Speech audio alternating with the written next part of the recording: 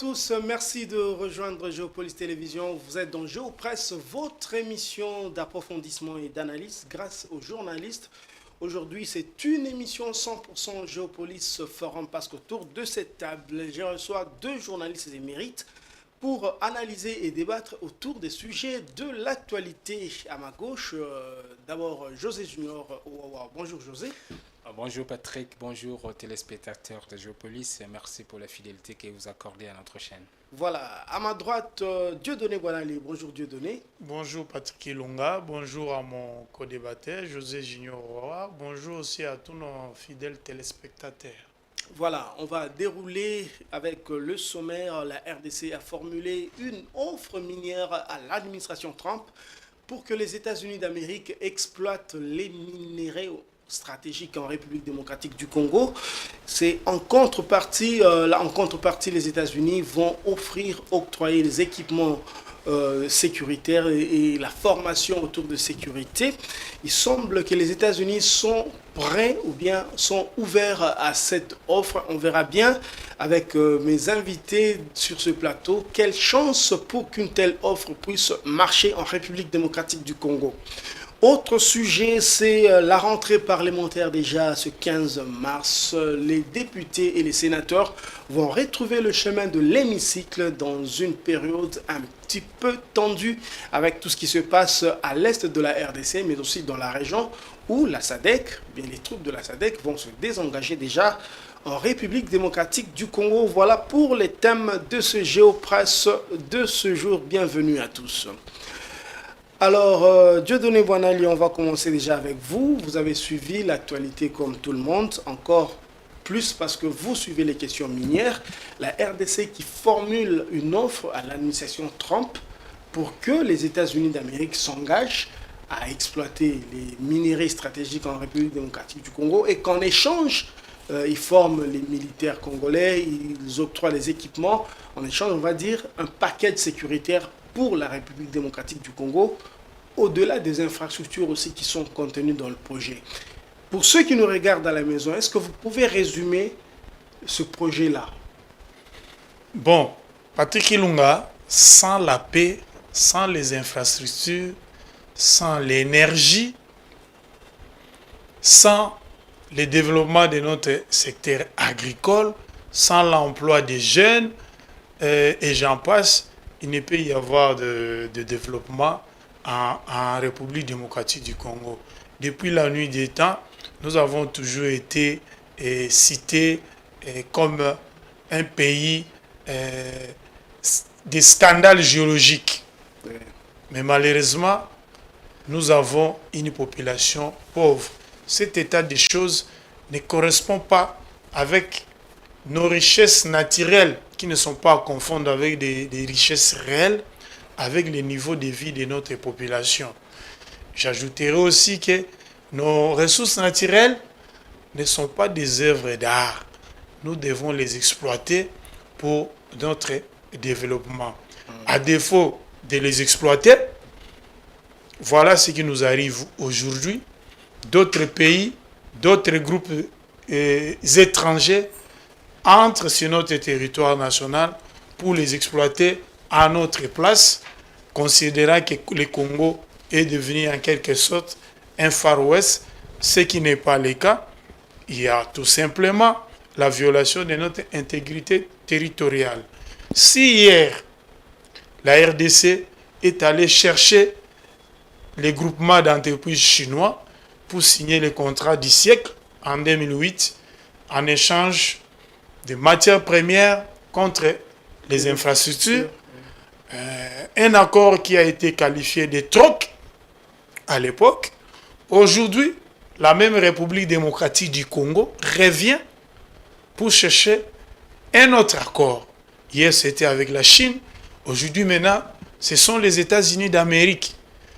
Je dis en passant que les deux pays sont dans une situation de guerre commerciale qui n'en finit pas. Mais pour ce second accord, Kinshasa a choisi Washington. Hier, c'était, comme je l'ai dit, échange matières premières contre les infrastructures. Malheureusement, cet accord avait profité plus aux partenaires chinois qu'à la République démocratique du Congo, confère les différents rapports de l'inspection générale des finances, qui a même demandé la révision de cet accord et pour les ramener à 7 milliards, voilà un équilibre. Ouais. Mais nous sommes encore loin de cet équilibre, même si les montants alloués aux différents travaux d'infrastructure avoisinent déjà les 7 milliards de dollars. Mais avec les Américains, la RDC est à la recherche de la paix et du développement. Oui. Vous voyez? Mais je donne à la fois beaucoup de chance à cet accord qui est en gestation. Nous soulignons l'accord n'est pas encore été signé, mais Washington s'est dit favorable à la proposition, s'est dit ouvert au dialogue avec la partie congolaise pour arriver à la conclusion proprement dite de cet accord. Mais du côté congolais, il y a une lettre d'intention, une correspondance qui a été adressée à la partie américaine. Il y a eu même une délégation gouvernementale qui a fait les déplacements et dans ce sens pour essayer d'arracher cette signature. Mais ce n'est pas pour demain. Mais j'ai quand même quelques craintes. Vous savez que les États-Unis sont très regardants. Je voulais parler du gouvernement américain en matière de lutte contre la corruption. Oui. En matière aussi de gouvernance, surtout la gestion des fonds venant des partenaires au développement et même des institutions de Bretton Woods qui sont les Fonds monétaires internationaux et la Banque mondiale. Et les pays de l'oncle Sam, je pense Patrick Lunga, n'aimerait pas apprendre que l'argent qui sera issu de cet accord soit demain détourné par quelques gouvernants. Sinon, ça va appeler à des sanctions. Si nous allons pour chercher un accord avec les Américains, nous devons aussi en interne mettre de l'ordre dans la maison, c'est-à-dire renforcer la lutte contre la corruption, créer un parquet financier pour dissuader les futurs détourneurs des fonds publics qui vont venir non seulement de ces partenariats en gestation, mais des autres partenaires au développement que nous avons. Sinon, nous risquons d'aller signer un accord d'échange de minerais contre la paix, la sécurité et le développement, et ça va bénéficier à un petit groupe et non à la population congolaise. Je me demande aussi, les États-Unis, en dehors de leur territoire, les Américains, ce ne sont pas vraiment des bâtisseurs. Il ne faut pas considérer le peuple américain comme le peuple chinois, comme le peuple coréen ou le peuple japonais, qui sont mondialement connus comme des peuples bâtisseurs. Il n'y a qu'à circuler sur toute l'étendue du territoire national. Vous allez trouver les Chinois sur l'axe, un tronçon de la route nationale, Kalambambouji, ils sont en train de travailler. Vous allez à Kinshasa, ici, dans la commune de Mongafula, entre Mongafula et Ngalema, vous trouvez des Chinois qui sont en train de vous construire les rocades. La future route qui va ceinturer la ville de Kinshasa. Mais où est-ce que vous trouvez les Américains? Ne fût-ce que dans un chantier. Je pense, moi j'ai circulé dans la ville de Kinshasa, j'ai vu les Américains, les ingénieurs américains, seulement sur leur site, sur l'avenue au commandement, où ils sont en train de construire leur future ambassade. C'est là où il y a des craintes. Je pense que les financements, tout ce que nous allons obtenir comme gain, va passer par des entreprises intermédiaires. Ce ne sont pas les Américains qui viendront construire les Congo à notre place. Nous devons construire les Congo nous-mêmes. Et si cet accord est signé, ça sera une bonne chose. Pourquoi? Les États-Unis sont une grande puissance militaire. C'est un pays qui contribue en raison de 25% au budget des Nations Unies. Et les États-Unis sont passés maîtres. Ils ont l'expérience, l'expertise dans la formation de beaucoup d'armées étrangères. Ça ne sera pas un péché si le Congo, mon pays, va aussi signer des accords dans ce sens avec les États-Unis d'Amérique.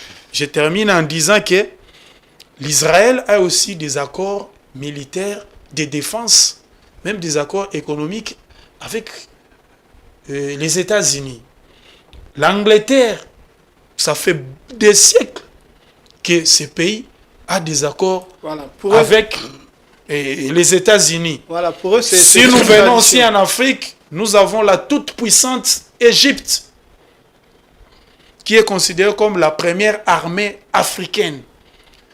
Les États-Unis financent beaucoup l'armée égyptienne en termes de formation, de matériel et aussi pour des raisons stratégiques pour la meilleure gestion du conflit israélo-palestinien. Je trouve que aller signer cet accord n'est pas mauvais, contrairement à ce que certaines langues disent que Tshisekedi est parti vendre les pays, non? Voilà. C'est la même chose qu'on disait avec Kabila, mais nous avons vu les bénéfices du contrat chinois, même si ça a été déséquilibré pour la partie congolaise, mais on a eu quand même quelques infrastructures. Merci Dieudonné Boinali. Il faut préciser simplement pour ceux qui nous regardent qu'on n'en est pas encore au niveau de signature des accords, mais c'est un projet donc qui peut ou n'est pas marcher, mais voilà. José Junior, vous avez suivi Dieudonné Boinali, vous avez suivi aussi l'actualité. On voit bien que l'administration Trump s'active justement en Ukraine pour arracher, on va dire ça comme ça, une partie des terres rares, c'est-à-dire des minerais, on va dire ça comme ça. Mais que le projet vienne aussi de la RDC, on imagine bien que les États-Unis doivent mordre à l'hameçon, n'est-ce pas? Effectivement, j'ai suivi la position de Dieudonné, ou soit je vais dire son analyse sur la question, mais je vais tout simplement préciser ici effectivement qu'il y a, oui, l'accord n'est pas encore signé, mais au moins actuellement, il y a des négociations qui sont en cours. La diplomatie américaine, je crois, dans un journal, le Financial Times, a confirmé effectivement l'existence et des discussions officielles entre la RDC et la partie américaine. Et les discussions, comme vous avez posé la question, concernent effectivement de matières, les minerais stratégiques qu'on appelle les minerais rares, comme le cobalt, le cuivre, le coltan, tous ces minerais-là. C'est autour de ça que les deux parties voudraient travailler pour essayer un peu avancer la chose. Pourquoi? Parce qu'aujourd'hui, dans les contextes actuels, les États-Unis est en guerre, on peut dire la guerre ouverte entre les États-Unis et la Chine, une guerre commerciale déjà déclarée. Cette guerre consiste justement à contrôler la Chine aujourd'hui, qui est le principal partenaire de la RDC dans ce secteur de mines depuis 2008, depuis la signature du contrat appelé contrat chinois. La Chine a suffisamment investi, notamment avec la Sécomine et toutes ces sociétés minières qui exploitent ici au Congo, même dans l'artisanat. Vous savez, les Chinois sont même dans les petits commerces, dans l'exploitation semi-industrielle. J'ai vu dans la province du Haut-Tuélé, je l'ai vu dans les Katanga, j'ai vu un peu partout dans les pays où on a eu l'opportunité de circuler, que les Chinois sont un peu partout. Comme il a dit, jamais vous avez vu un Américain quelque part. Aujourd'hui, la Chine, qui a, avec toute cette masse minière qu'elle a ramassée, la Chine qui a aujourd'hui tous ces investissements qu'il a eu à effectuer à travers les minerais, la Chine est maintenant dans une situation de surplus de production. Aujourd'hui, la Chine a le gain, a déjà de l'épargne à ce qui concerne ces minerais, alors que les Américains, oui, ils en disposent aussi des minerais, mais l'Amérique veut justement prévenir en cas de cette confrontation avec les Américains, avec les Chinois, que l'Amérique soit en mesure justement de répondre, parce qu'aujourd'hui, les minerais qui sont extraits, les minerais rares dont on parle ici, le cobalt, le coltan, les cuivres, l'uranium, ça sert aussi dans l'industrie de la nouvelle technologie, de l'information et de la communication. Et vous savez que les États-Unis aujourd'hui, Donald Trump, qui est un homme d'affaires, oui, c'est un homme politique, mais il n'est pas issu de l'établissement politique américain. Lui, il est de l'industriel, il est monde industriel, c'est un opérateur économique, il vient du monde des affaires, d'où la nécessité, la présence plutôt d'Elon Musk à ses côtés. Aujourd'hui, Musk est les géants, les champions de la production de fusées, tout ce qu'il y a, la high-tech. Et tous les conseillers de Donald Trump, son cabinet est essentiellement composé de ces gens issus de ce monde de l'industrie. Et pour Donald Trump, il est important, autant il fait avec les Ukrainiens pour rembourser justement les efforts de guerre que l'Amérique a injecté des milliards, on parle de tout de 300 à 500 milliards de dollars, qu'il peut aussi opérer, mais avec une différence, c'est parce qu'avec les Ukrainiens, c'est plutôt de rembourser de l'argent qui a été investi, mais aujourd'hui, la situation avec la RDC, c'est justement comme on a dit, qu'est-ce que la RDC attend des Américains? Oui, je suis avec les Chinois, oui, je suis avec les autres, mais je n'ai pas la sécurité qu'il faut. Les Américains, vous disposez des équipements de sécurité, vous avez des satellites, vous avez tout ce que vous avez. Moi, j'ai besoin de la sécurité. Si on peut faire une coopération dans ces secteurs-là de l'exploitation minière, parce que c'est justement à cause de ça qu'on me fait la guerre, moi, je suis prête, moi en tant que la RDC, je suis prête à coopérer avec vous pour que nous ayons un peu comme sous Kabila, nous avions eu, comme Dieudonné l'a dit, nous avions eu la situation de minerais contre infrastructure. Aujourd'hui, ça serait, nous tendons vers un deal du genre minerais contre la sécurité. Oui. Alors, peut-être c'est comme ça, mais c'est un domaine qu'il faut être un peu beaucoup. Moi, je ne suis pas d'accord, Dieudonné, toi tu parles de la situation des droits de l'homme. Les Chinois ne sont pas dans ça. Les Chinois, en fait, déjà, nous sommes pas... Je parle des Américains. Ils sont très regardants en matière de lutte contre la corruption. Oui, ils sont très contrairement aux Chinois. Oui, c'est ça. Si c'est ça l'analyse, c'est bien parce que je considère qu'aujourd'hui, l'approche américaine, je veux dire occidentale, a été toujours de donner des leçons à d'autres pays. Voilà, nous sommes le pays des droits de l'homme, mais vous allez aujourd'hui dans les pays du Golfe, vous allez dans les pays des Émirats, vous trouvez que Dubaï est développé, vous trouvez que tous ces pays-là, le Qatar est développé, il n'y a jamais eu des droits de l'homme là-bas, il n'y a jamais eu des élections là-bas, il n'y a jamais eu quoi que ce soit. Mais aujourd'hui, vous avez des pays qui se développent, et même en Chine, il n'y a pas de démocratie en Chine. Il n'y a qu'un seul parti politique, et le Parti communiste, qui compte plus de 1000 membres, et le président Xi Jinping qui était là, qui a travaillé, alors que le mandat était de 10 ans. Aujourd'hui, les messieurs viennent de modifier la constitution. Il s'est maintenu au pouvoir, il est présent en vie, mais la Chine est devenue deuxième puissance économique et tend à devenir la première puissance économique du monde. Mais la Chine n'a rien à foutre avec ça. Vous faites droit de l'homme, tout ce que vous faites, les Chinois, ils font son travail parce que c'est déjà, c'est dans l'ADN des Chinois en fait. Les Chinois sont dans une situation, ils ne sont pas chrétiens comme... serait le Congolais. Les Chinois, pour lui, il n'y a pas les mâles, il n'y a que le faible qui doit exister et le fort, il gagne. Pour les Chinois, c'est une situation, ils sont dans ce qu'on appelle, comme Darwin a appelé en biologie, l'équation de la sélection naturelle. Mais la sélection naturelle, c'est le plus fort qui reste, tout simplement. Que vous soyez dans la jungle, pour les Chinois, si vous faites les affaires avec eux, qui gagnent de l'argent pour lequel ils sont venus, tant pis pour le reste. Alors, José Junior, vous avez la parole, mais selon les informations de l'agence américaine Bloomberg, Bloomberg dit que l'administration Biden, avant Trump, était aussi dans une sorte de comment venir investir dans l'industrie minière congolaise.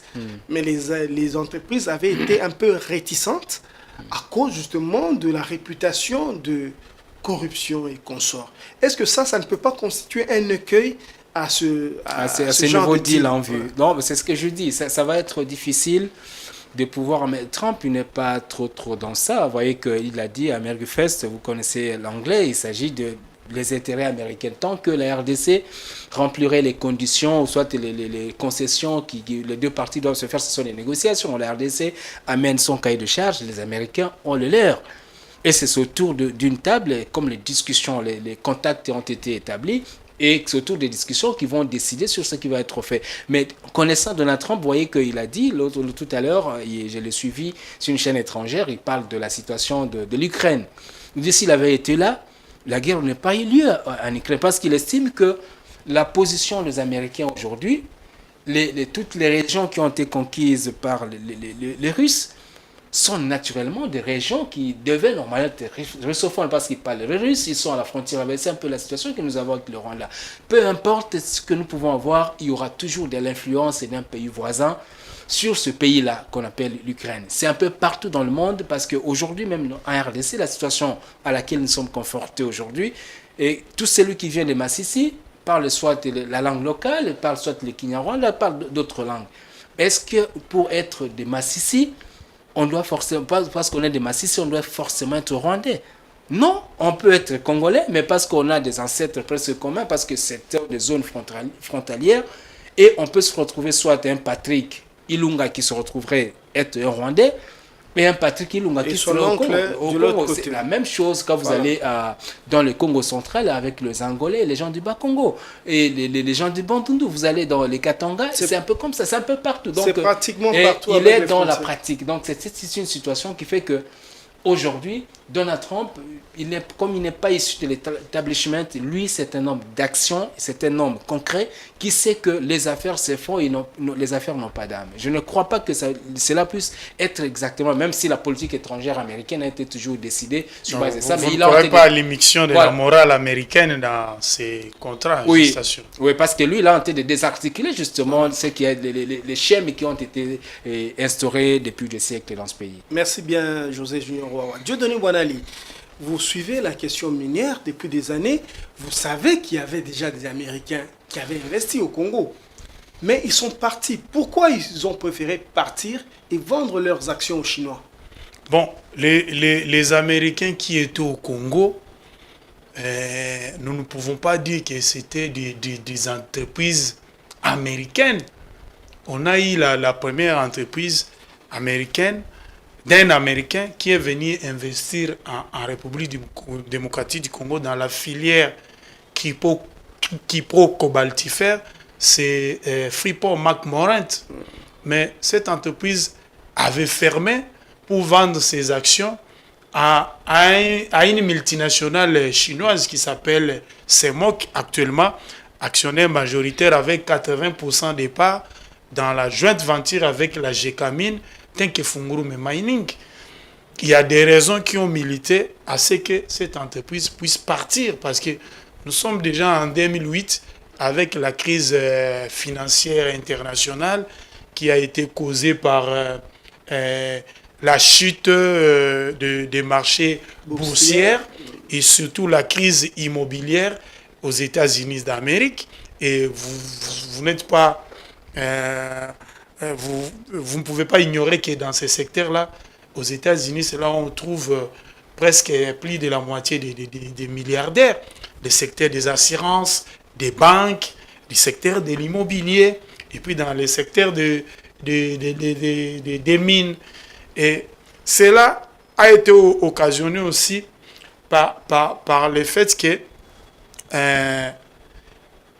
avec l'avènement de la crise déjà, États-Unis, Chine, États-Unis, Russie, sur l'Ukraine. Déjà, les marchés financiers internationaux entrevoyaient déjà les crises à venir.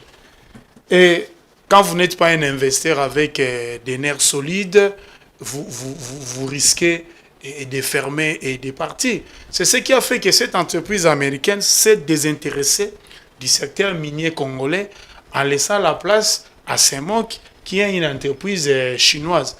Mais dans le secteur minier congolais, il n'y a pas seulement CEMOC, il y a Zijin, qui est intéressé aussi par le lithium de Manono. D'ailleurs, cette entreprise a créé une jointe venture avec la cominière, qui s'appelle Manono Lithium, pour exploiter le lithium de Manono. Et les entreprises chinoises, elles sont nombreuses. Vous trouvez les meilleures dans les secteurs miniers, dans l'industrie minière. Quand vous allez aussi dans l'exploitation artisanale, vous trouvez aussi des coopératives qui sont soit gérées par des Chinois, soit les produits de cette exploitation artisanale est vendu aux Chinois. D'ailleurs, mon confrère est bien placé parce qu'il vient tout fraîchement d'effectuer un voyage de reportage dans les Katanga. Il a vécu cette situation le long de la route Lubumbashi, Likasi, Kolwezi. Partout où vous passez, vous trouvez des Chinois. Que ce soit dans le secteur artisanal, ils sont nombreux. Vous venez dans le secteur industriel en République démocratique du Congo, c'est la Chine qui détient la plus grande part. C'est-à-dire la Chine gagne en même temps et du côté exploitation industrielle et du côté exploitation artisanale. J'ignore là effleurer un peu. Aujourd'hui, nous avons une crise en ce qui concerne les prix du cobalt. Nous sommes partis en 2018 avec la tonne dont le prix avoisinait les 80 000, 90 000 dollars américains pour chuter à 20 000 dollars américains. Heureusement, avec la suspension de l'exportation du cobalt, et non de la production, mais est prise par la RESCOMS, une filiale de la GECAMINE.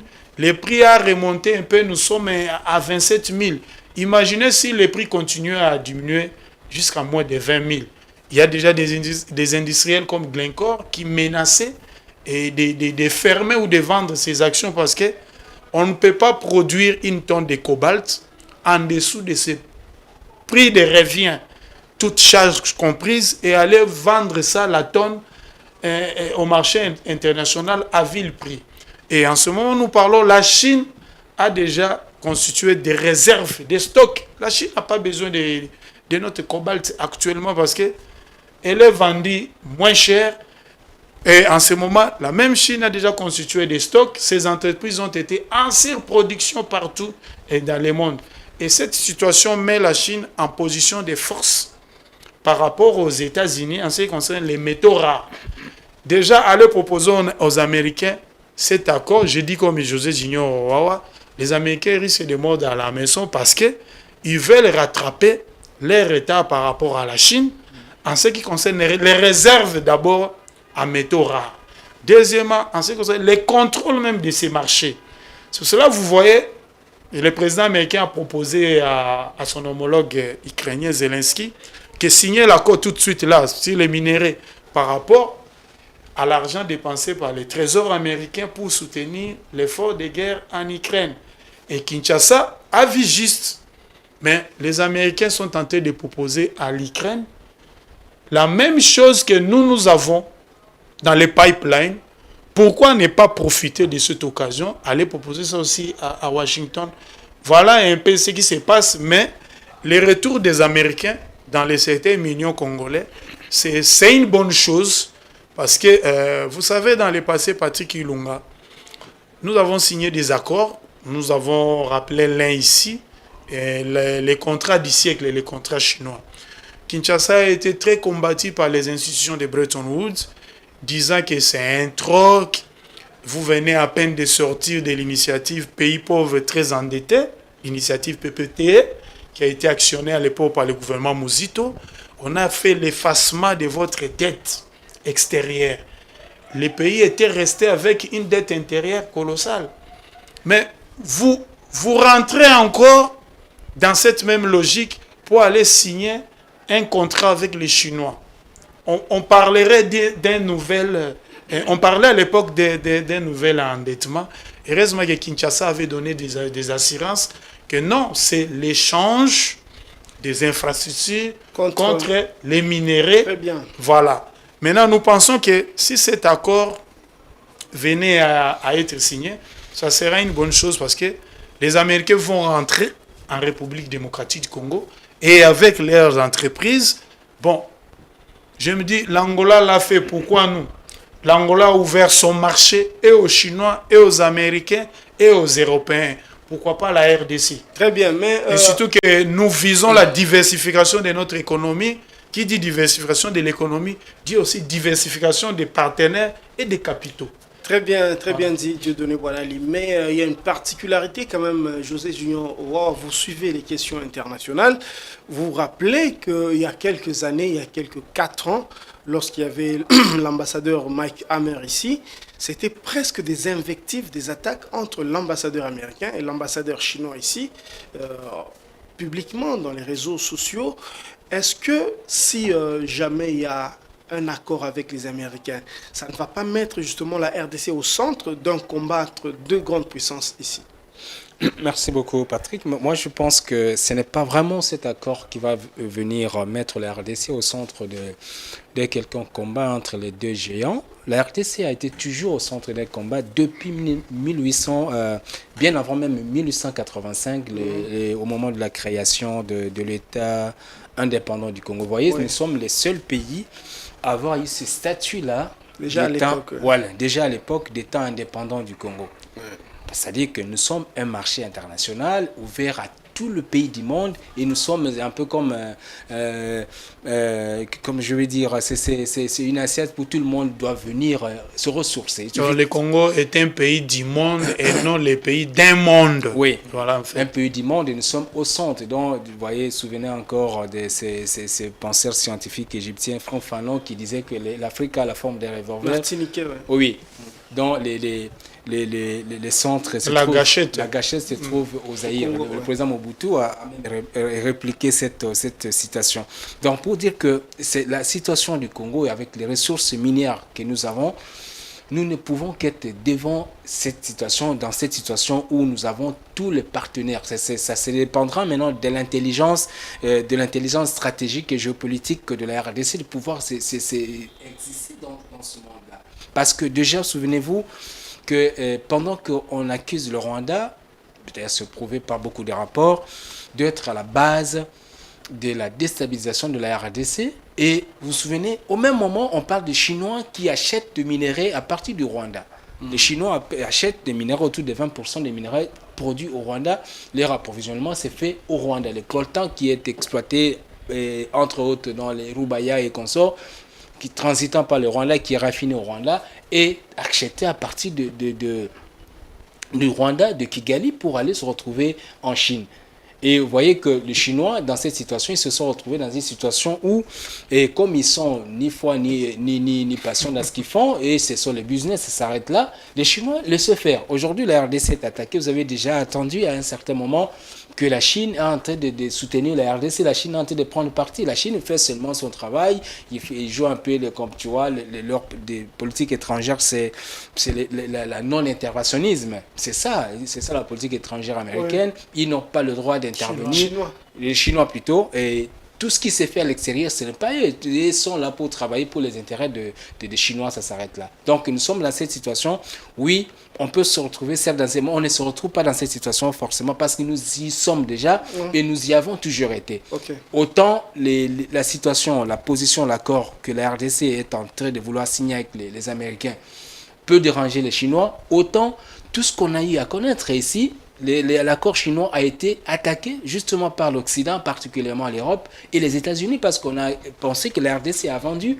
On a parlé, Kabila, l'autre fois, l'ancien président, que le président Kabila a vendu le pays. Aux Chinois. Il a même répondu à une conférence de presse disant qu'on a vendu à qui, à combien, et quelqu'un qui peut me donner des documents, l'argent, qui a perçu cet argent. C'est justement dans cette situation. Les ressources sont là.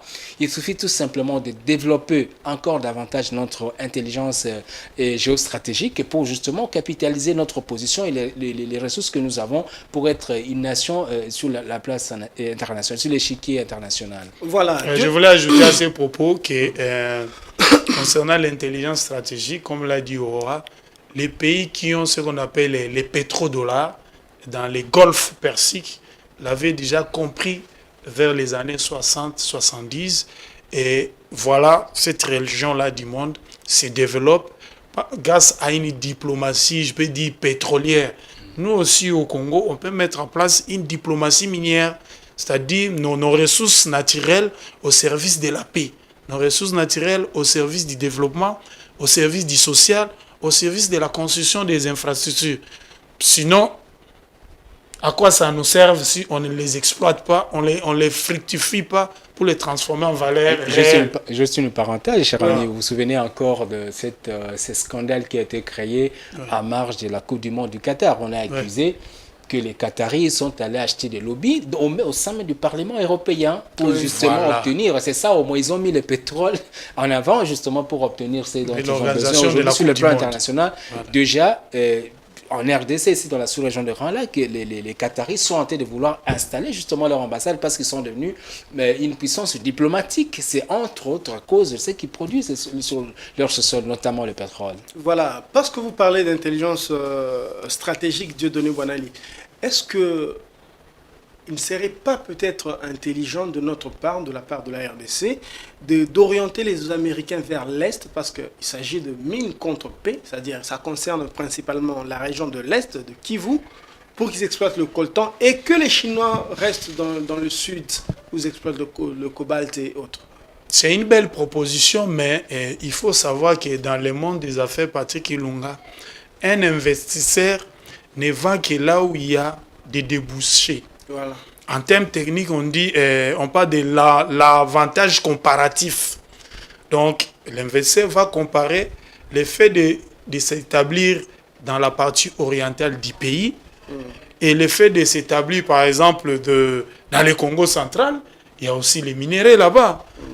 Où est-ce que les coûts pour l'exploitation seront très bas. D'ailleurs, déjà quand vous regardez la carte des Map Risque Monde, où tout investisseur sérieux, quand il veut s'installer dans un pays donné, pour s'y établir ou délocaliser ses activités vers ces pays-là, il regarde d'abord cette carte-là, quelles sont les zones rouges, quelles sont les zones vertes et les zones jaunes.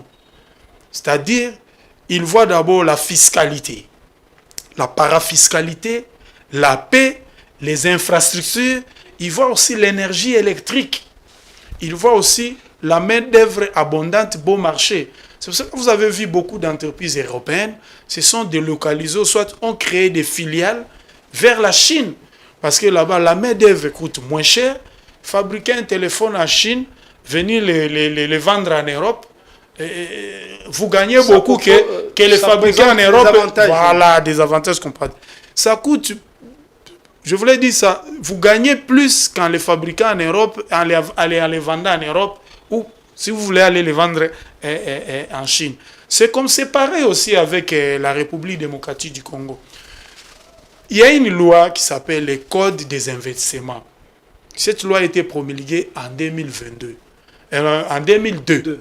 En 2022, cette loi totalisait 20 ans. Déjà en interne, le monde des affaires au Congo, au niveau de la Fédération des entreprises du Congo, des voix s'élèvent pour demander la révision de cette loi. Plus de 20 ans après. Pourquoi? Cette loi met sur le même pied d'égalité tout investisseur. Que vous soyez puissant financièrement parlant, moyennement parlant, ou bien que vous détenez une PME, si vous voulez vous installer dans n'importe quelle partie de la République démocratique du Congo, on vous donne les mêmes avantages. C'est-à-dire vous avez 5 ans pour s'établir et ne pas payer certains impôts et taxes. Mais vous allez constater sur le terrain, par exemple, dans certaines provinces, nous en avons 26, les routes n'existent que des noms. Les routes au jour d'aujourd'hui, elles n'existent que sur les papiers. Ce sont des tracés sur les papiers. Quand vous achetez la carte routière de la République démocratique du Congo à l'Institut géographique du Congo, vous allez voir sur la carte, c'est bien beau. Ah, on me montre l'itinéraire pour aller jusqu'à Bassan-Koussou, l'itinéraire pour aller jusqu'à Obundo, Maniema. Mais essayez de prendre un véhicule et un camion. Ce sont des bourbiers. Mais l'investisseur qui arrive, vous lui dites, bon, nous vous avons intéressé, vous, l'Amérique, pour pacifier à l'Est. Nous pensons que si vos entreprises minières, vos multinationales, créent avec les nôtres des joint ventures et que vous vous installez dans la partie orientale, il y aura la paix. Je dis oui, j'ai dit aussi non. L'expérience l'a prouvé, mon confrère a beaucoup vécu dans le Ouélé, que la présence de Kibali Gold Mine, une co-entreprise entre Barrick, Anglo Gold Ashanti et la parapublique Sokimo, a fait que cette partie de la République démocratique du Congo, ici et ses environs, est pacifiée. Mais sauf, il y a une partie qui est un peu au nord là, très éloignée, les territoires de Faradje, où il y a encore des poches d'insécurité. Si des entreprises comme Barrick, qui est venu s'associer avec d'autres entreprises pour créer Kibali, a permis de pacifier cette partie de la République démocratique du Congo, viennent au Congo pour nous aider à pacifier Bunagana, et Goma, Bukavu, Walikale, Bizier et Rubaya, nous serons très contents, nous allons applaudir, mais le gouvernement doit mettre les conditions les meilleures pour l'établissement de ces entreprises. Je parle entre autres des routes, parce qu'il faut acheminer les matériels pour construire les mines de classe mondiale. Il faut de l'énergie. Les mines tournent avec de l'énergie électrique. Vous n'allez pas demander à un minier d'aller s'installer à Walikale où les gens ont des difficultés pour s'approvisionner en certains biens de première nécessité. D'y aller. Je ne pense pas. Très bien, voilà pour ce sujet. En tout cas, on a été suffisamment éclairé sur ce sujet. On l'espère en tout cas pour vous aussi, chers téléspectateurs. On va donc parler de notre sujet. Je l'ai annoncé au sommaire. La rentrée parlementaire, c'est déjà pour ce week-end.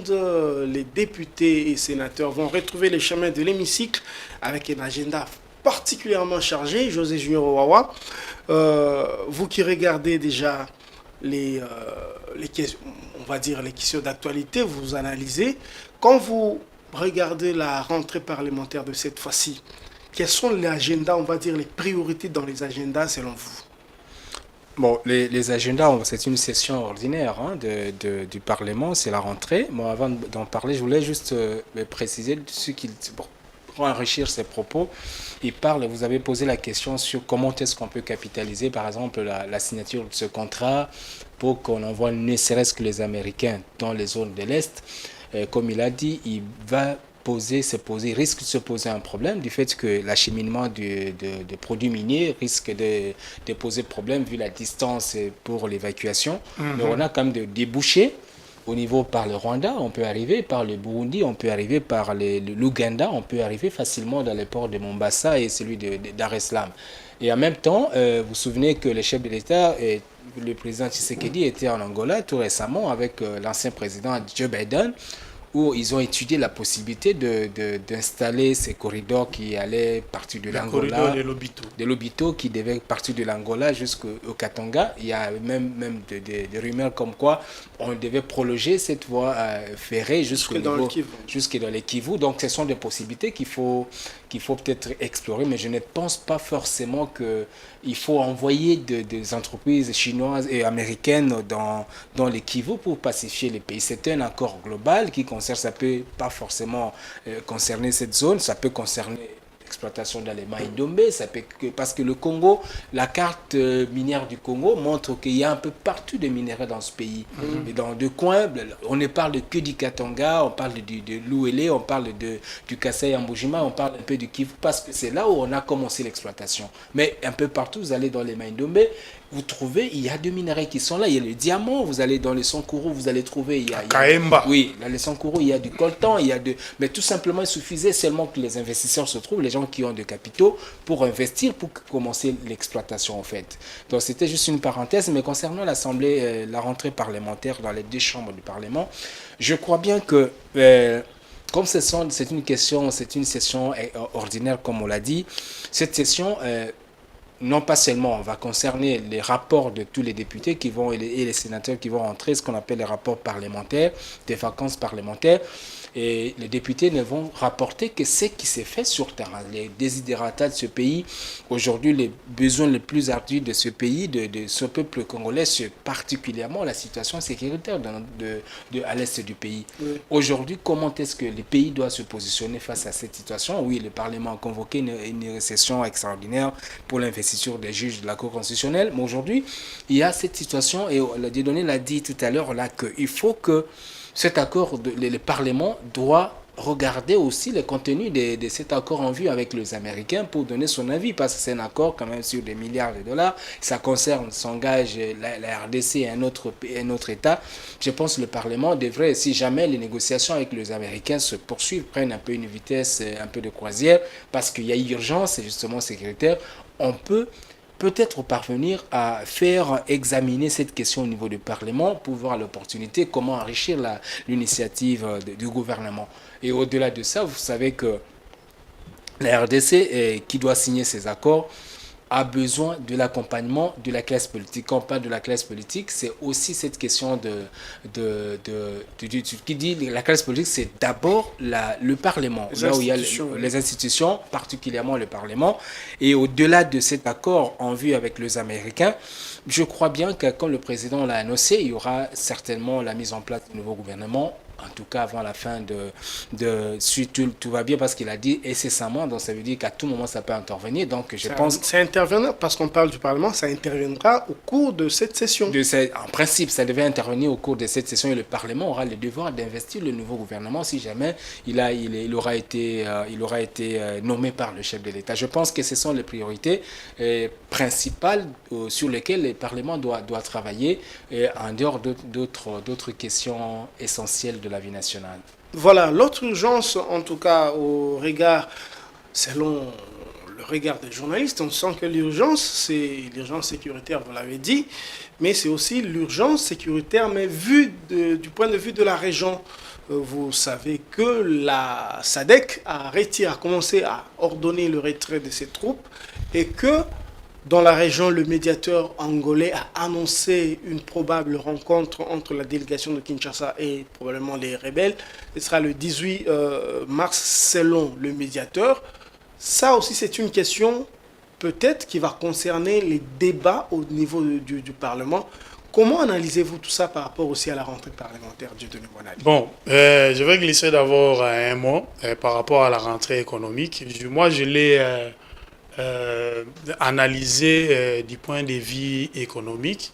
La rentrée parlementaire. Ouais. Vous êtes sans ignorer que... mais qui n'est pas une rentrée budgétaire. Voilà, ce n'est pas une session budgétaire. Ce n'est pas une session budgétaire, c'est une session ordinaire de mars. Mais vous êtes sans ignorer que notre pays, la croissance de notre pays est tirée par les secteurs extractifs. Oui. Quand le secteur minier va mal, tout va mal, même les finances de la République vont mal. Nous sommes un pays en guerre, nous avons besoin des moyens pour faire face à cette énième agression. Les cours du cobalt sont au plus bas. Aujourd'hui, la tonne du cobalt est en dessous des 30 000 $ américains. Des loin inférieurs à la moyenne. On est autour de 27 000. 27 000.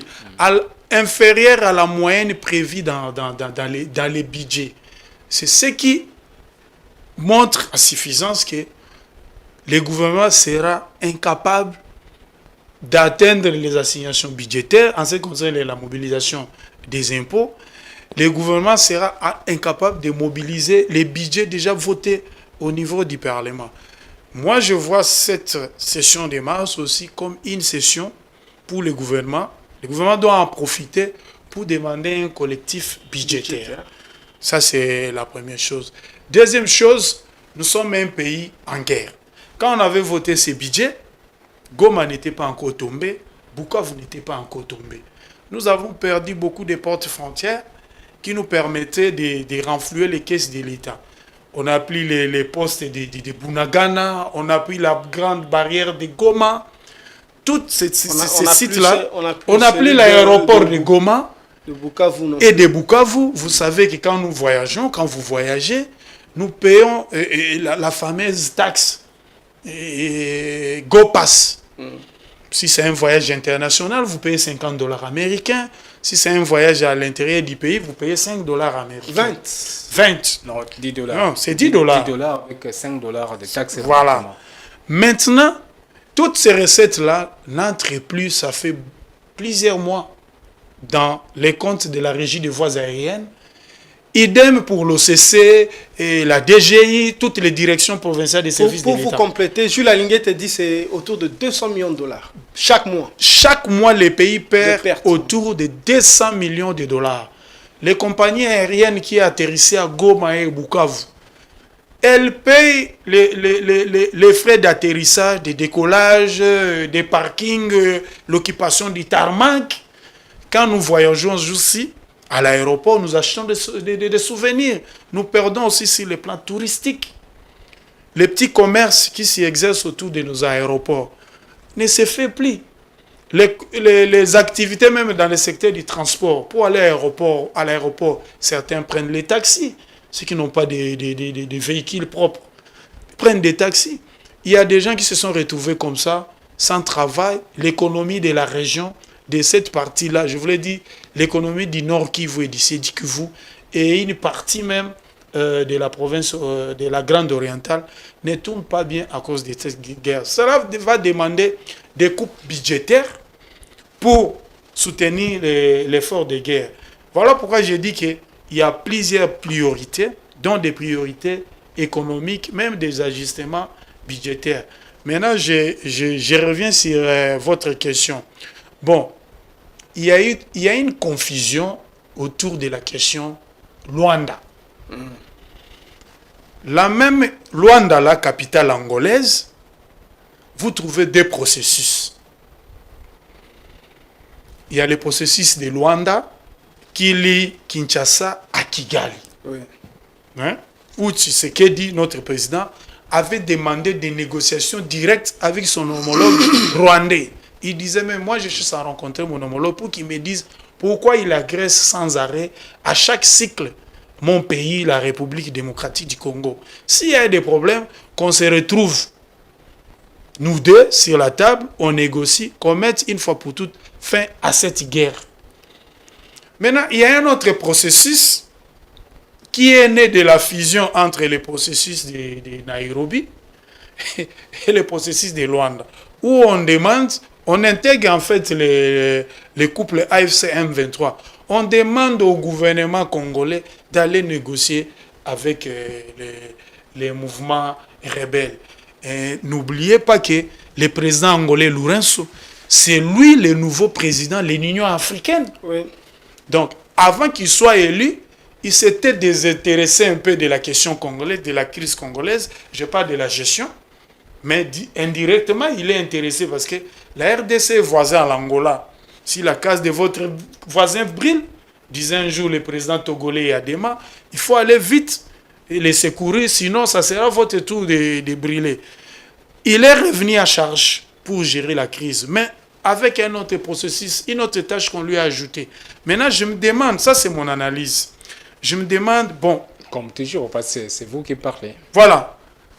Si on met sur le même pied d'égalité et Kinshasa et le couple AFC M23, moi je pense le Rwanda va trouver des raisons de dire à la communauté internationale, vous voyez, quand je vous disais que c'est un mouvement rebelle, c'est une rébellion, un problème typiquement congolais entre Congolais, nous n'agressons pas les Congo.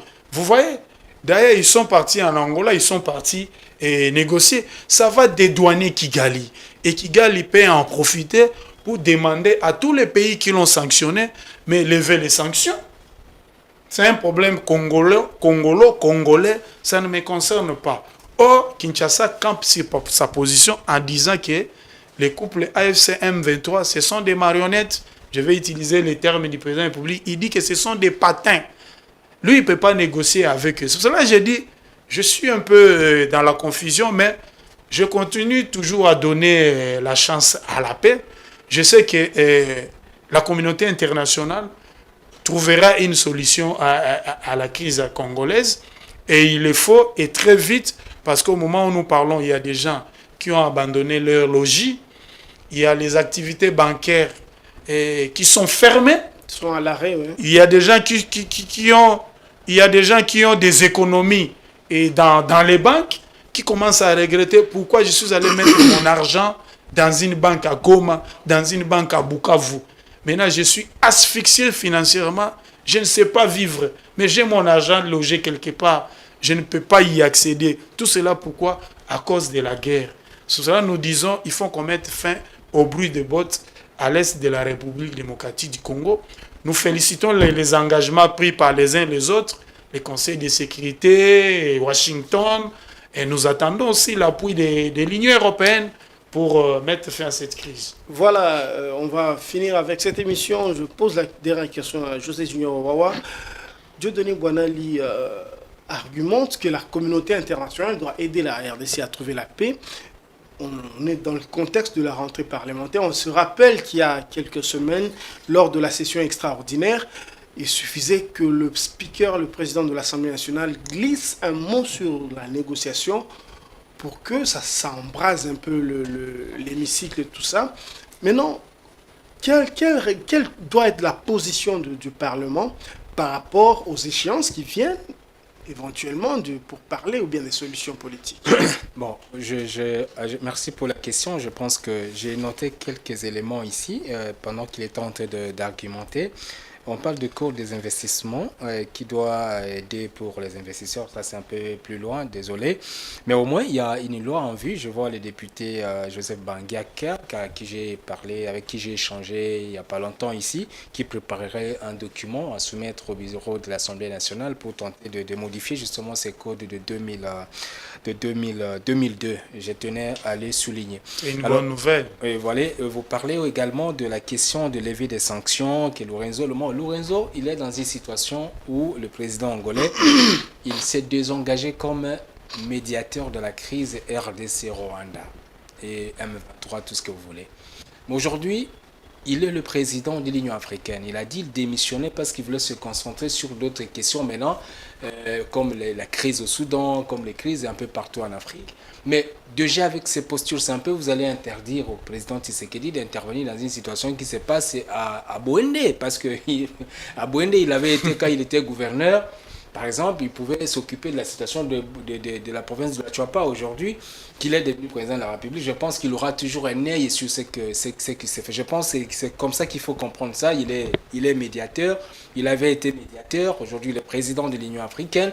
Avec l'expérience qu'il a autour de cette question, je pense qu'il avait quand même le profil qu'il faut voir que les sommets CAS... Si je l'ai dit en 30 secondes, si je l'ai dit, j'ai vu des processus à Luanda au lieu de un. Ouais. Et puis il y a les processus de Nairobi. Ouais. Quand les M23 étaient encore à Bunagana, on parlait du désarmement du groupe armé.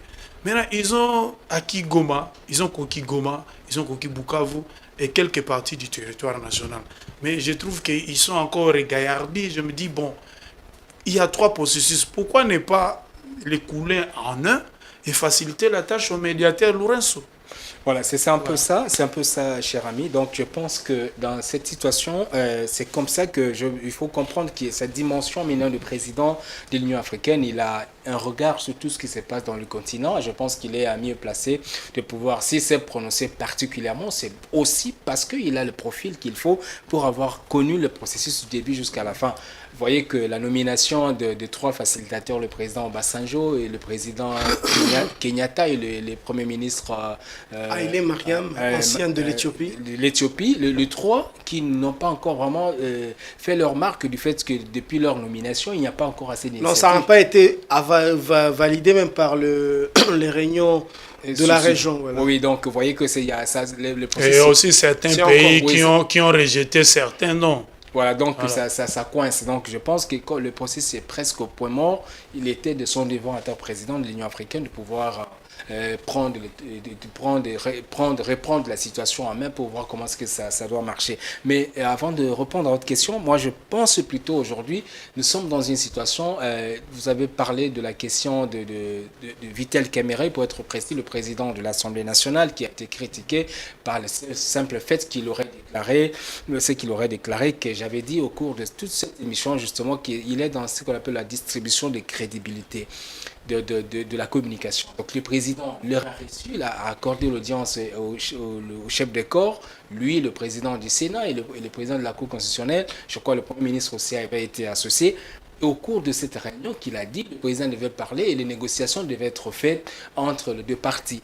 Aujourd'hui, il n'a fait que porter une voix qu'on voit aujourd'hui, que c'est une voix qui avait été décidée. Le président est dans une situation, ce qu'on appelle, Goffman appelle la situation de la défense de la face. C'est parce qu'il avait dit à un certain moment, mais au vu de la situation, peut-être les éléments à son appréciation maintenant ne permettent pas aujourd'hui de prétendre à engager des hostilités de grande envergure contre, non pas seulement le M23, parce que l'objectif ne devrait pas être en principe le M23. L'objectif, c'était de défaire le Rwanda militairement pour que la RDC puisse laver son honneur sur le plan international. Mais aujourd'hui, nous sommes dans une situation où que nous ne sommes pas encore en train de reconquérir les zones occupées, notamment les grandes agglomérations du pays qui ont été confisquées maintenant entre les mains de la rébellion du Rwanda via la rébellion, notamment la ville de Goma et celle de Bukavu. Et aujourd'hui, la position du Parlement serait quoi? Le Parlement n'est que pour la codification de ce qui a été décidé, ce qui a été dit par le gouvernement, l'exécutif qui gère au quotidien, qui a les informations sur base de quoi les décisions publiques se prennent.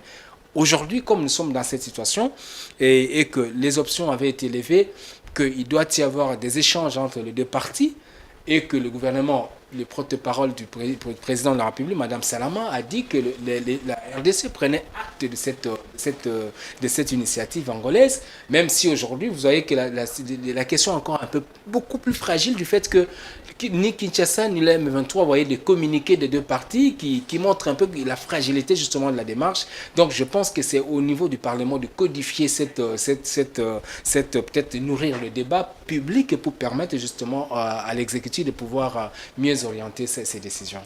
Voilà, donc ce sera votre mot de la fin. On vous remercie beaucoup, José Junior Owawa, pour vos analyses toujours profondes. Nous remercions également Dieudonné Bonali pour ses analyses toujours pertinentes. On remercie également l'équipe technique et puis à la régie. On va remercier également tous nos fidèles téléspectateurs, vous qui nous faites la fidélité d'être là et de suivre GeoPresse. On va se quitter avec l'espoir de se retrouver la semaine prochaine et ce sera toujours avec le même plaisir. À la semaine prochaine. Merci.